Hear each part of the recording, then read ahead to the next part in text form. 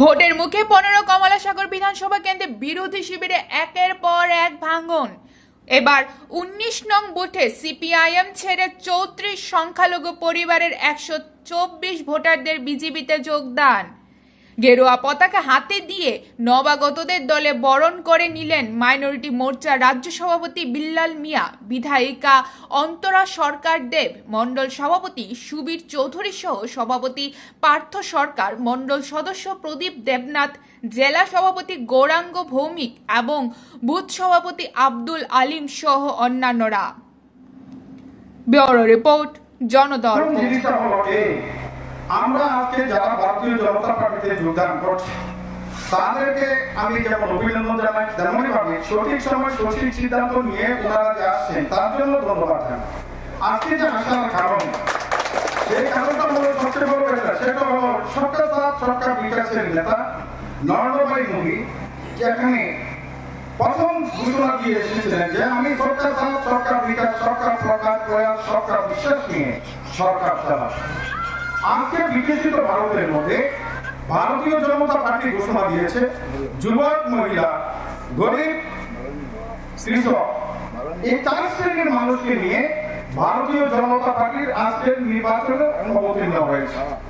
ভারতীয় জনতা পার্টির যে এই যে সিদ্ধান্ত, এই সিদ্ধান্তকে কেন্দ্র করে সারা ভারতবর্ষের জনগণ, আজকে সংখ্যালঘু জনগোষ্ঠী ভারতীয় জনতা পার্টির পাশে এসে দাঁড়িয়েছে।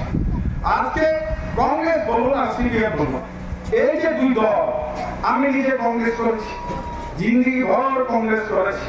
আমি কংগ্রেস করা অবস্থায় বহু নেতা কর্মী, আমি ছাত্র জীবন হতে কংগ্রেসের নেতা, ছাত্র নেতা।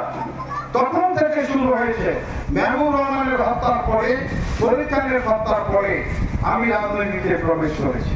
ফরিদ খানকে যদি না মারা হতো তাহলে আমি রাজনীতিতে আসতাম। তাহলে ফরিদ খানকে খুন করলো কে? সিপিএম। মেহবুবকে করলো কে? সিপিএম। স্বপন সিংকে খুন করলো কে? সিপিএম। মুকুল হোসেনকে খুন করলো কে? সিপিএম।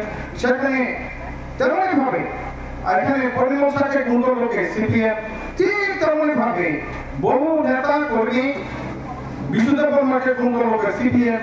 সেখানে এই রাজ্যে বহু নেতা কর্মী ভারতীয় জনতা পার্টি তৎসময় শক্তিশালী ছিল না, কিন্তু কংগ্রেস সিপিএম এর লড়াইয়ে বহু নেতা কর্মী হত্যা হয়েছে।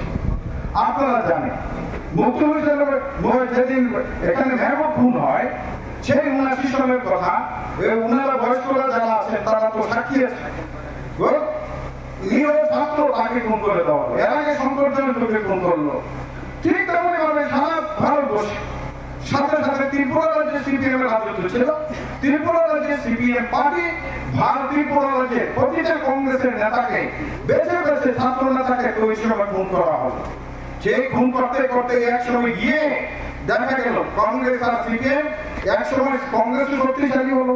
88 সনের আগে 85 সনে কংগ্রেস শক্তিশালী হয়ে গেল।